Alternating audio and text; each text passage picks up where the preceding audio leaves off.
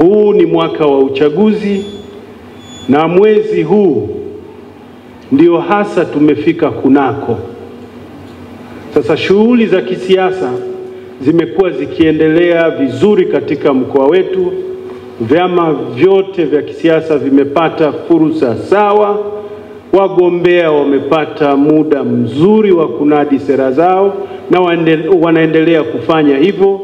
Wananchi wamekuwa wakijitokeza kwa wingi sana kuwasikiliza wagombea wa nafasi mbalimbali kupitia vyama mbalimbali wakinadi sera zao.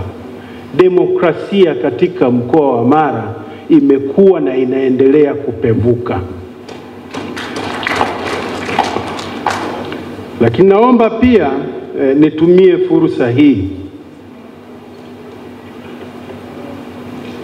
kama mwenyekiti wa kamati ya usalama mkoa,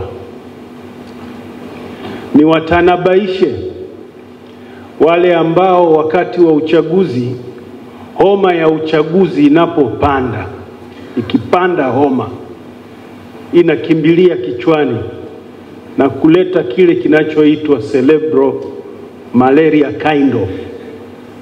Vichwa vinafetuka kwa sababu ya homa ya uchaguzi. Sasa vichwa vikifetuka, wengine hufanya mambo ambayo hayakubaliki katika jamii ya Kitanzania na katika mkoa wa Mara.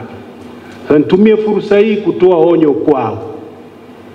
Wewe, homa ya uchaguzi ikikupanda, tafakari vizuri sera na itikadi ya chama chako.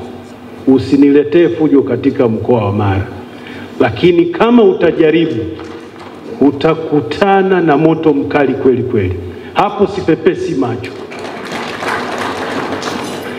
Asilani serikali ya mkoa wa Mara na kamati yangu hii ya usalama, hatutamvumilia mtu awai yeyote yule atakaye tuchafulia hali ya hewa kwa sababu tu amepata homa ya uchaguzi akaamua kuifanya iwe kichaa.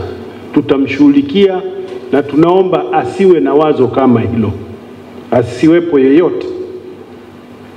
Mheshimiwa Naibu Waziri Mkuu, naomba pia kupitia kongamano hili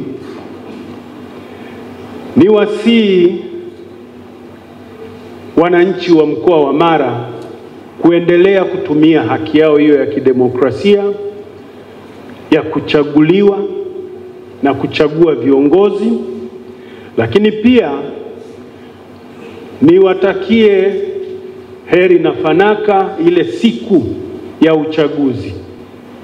Wajitokeze kwa wingi kwa ajili ya kuchagua viongozi wao.